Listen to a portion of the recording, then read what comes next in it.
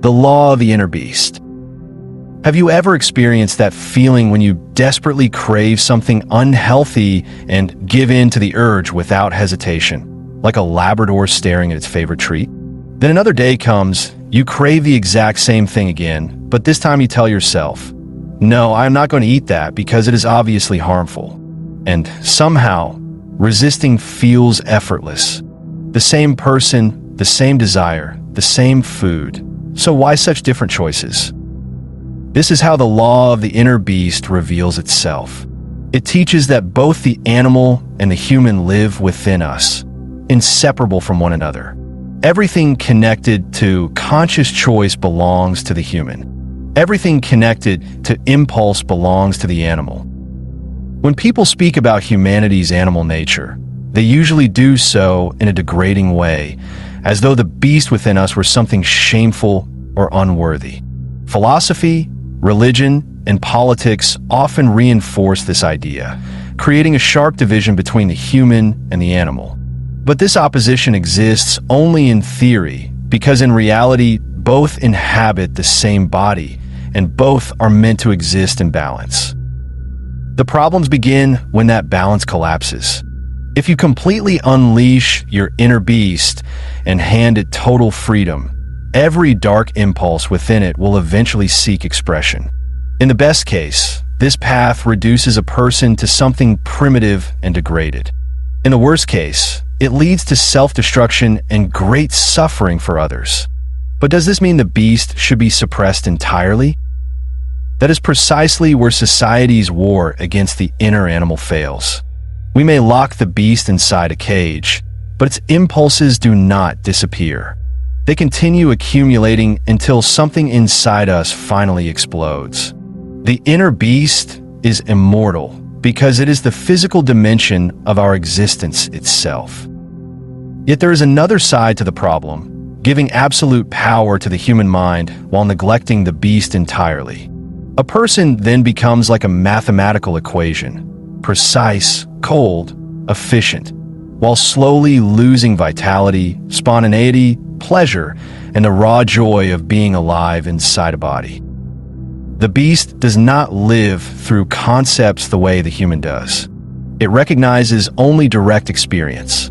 If you completely suppress your animal nature, you lose your connection to the world itself because only the beast truly tastes food, only the beast feels the warmth of another body, only the beast breathes in the living air of the forest.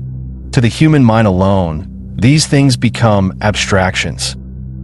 And the beast reacts instantly to dangers you have never consciously encountered before. Where the human may die weighing endless possibilities, the animal often acts correctly through pure instinct in order to survive. Dangerous situations are overcome far more often through impulse than through elegant reasoning. So how can the human and the beast within us be reconciled? The law of the inner beast proposes balance, allowing each side to fulfill its own role. The inner beast is a dog. You are the human. Understanding and discipline are the leash.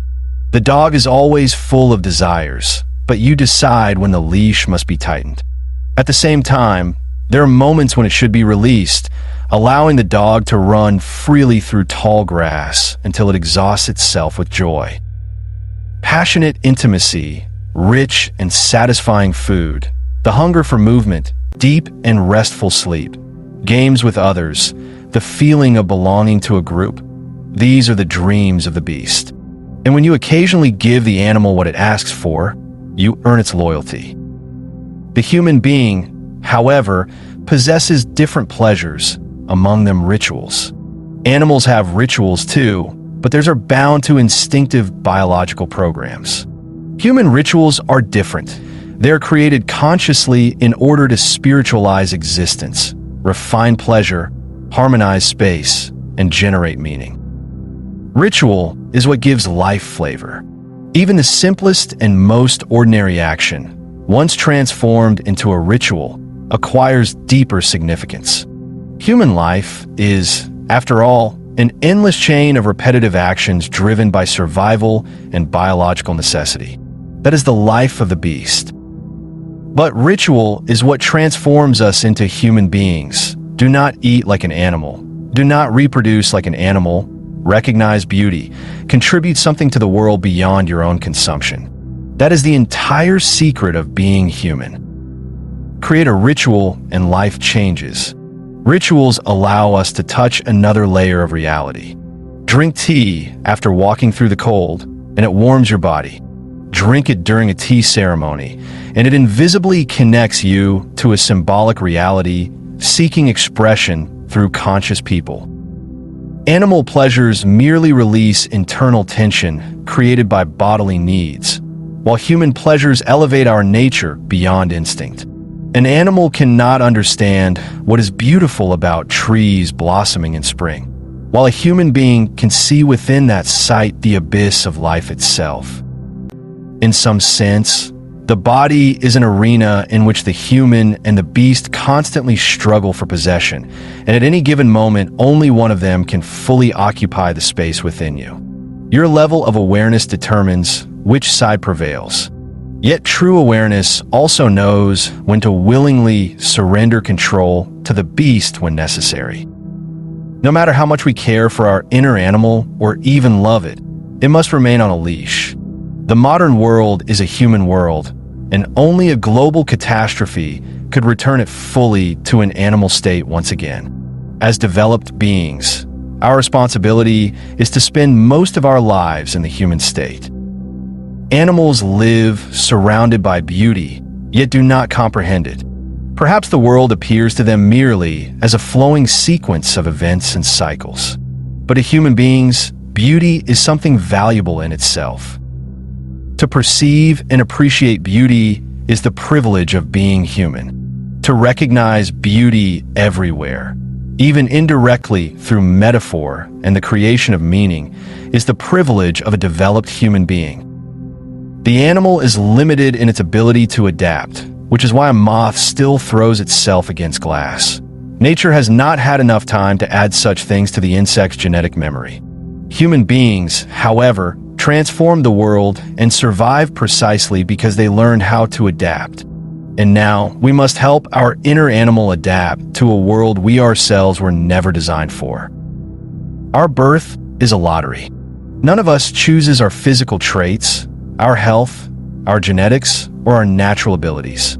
These things matter, but they would matter absolutely only to the beast. To the human being, acquired qualities are far more valuable. Knowledge frees us from the burden of heredity and accident, giving us the power to choose what kind of people we become. And that power must be used. The law of the inner beast teaches that a human walking calmly beside a well-trained dog is the perfect metaphor for life. We inhabit the same body, and only cooperation between the two leads to wholeness. And how do you deal with your own inner beast? Share your experience in the comments. Perhaps your thoughts will inspire someone else to see themselves differently. And do not forget to subscribe to the channel and share this video with those who may benefit from it. Together, we will continue exploring the hidden laws of life that shape our existence in this world.